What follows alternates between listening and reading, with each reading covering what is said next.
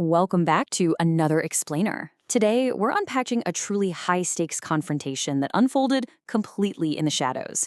We're looking at a critical intelligence and security event from 2003. It's a border operation that literally spiraled into a massive nationwide manhunt. It is a gripping breakdown of infiltration, secret networks, and just this relentless pursuit by Indian intelligence agencies. So, let's look at how this all began. Okay, let's dive into this.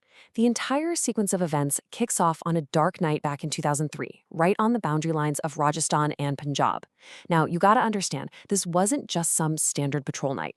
The source material points to a highly calculated border breach occurring right here, which set off alarm bells that would soon echo across the entire country.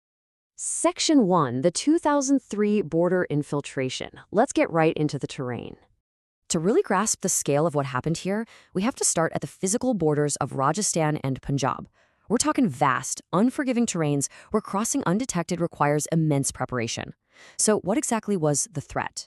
Well, exactly 3 highly trained infiltrators managed to cross from Pakistan into India.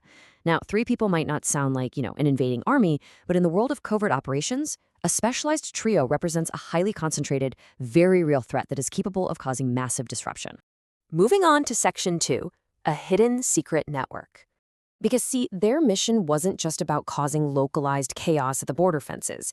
Intelligence revealed that these 3 individuals were actually carrying a much larger, far more alarming blueprint. Their objective was to activate a large secret network inside India. Basically, they weren't the entire operation. They were just the key turning the lock. Their goal was to move deep into Indian territory and wake up sleeper cells, triggering this massive operation that had already been quietly seeded across various cities. Fortunately for us, this movement did not go unnoticed. Indian agencies were already on high alert, specifically the BSF, that's the Border Security Force, and the Intelligence Bureau were actively tracking the threat. And these 2 agencies, they worked in perfect tandem. You had the BSF securing the physical frontiers, while the Intelligence Bureau was busy connecting the invisible dots of this expanding, dangerous web. Which brings us to Section 3, the multi-city chase. Let's move to and see how this builds. Once the intruders bypassed those initial border defenses, it became a tense race against time, with an incredibly wide geographic footprint. Just look at the timeline of events. Phase 1 starts at the Rajasthan and Punjab border breach, but the infiltrators, they didn't just stay put. Intelligence pointed to a footprint spreading to Phase 2, the dense streets of Old Delhi. Then, it moves south to Phase 3 for an operation in Jaipur, finally converging for Phase 4 at the Lucknow station. I mean, it's an absolute logistical nightmare for the agencies involved. Let's break down these phases a bit more. First up, a chase through the streets of Old Delhi. Just imagine the tension here. We're talking about tracking highly trained operatives through one of the most crowded, labyrinth-like urban environments in the world. A single slip-up in these narrow, bustling alleys literally meant losing the suspects entirely, which would allow them to activate their deadly network totally undetected. Then, from the claustrophobic alleys of Delhi, the pursuit escalated into what the sources describe as a high-voltage operation in Jaipur. This wasn't just a shadowing mission anymore, guys. It was an intense, high-stakes maneuver.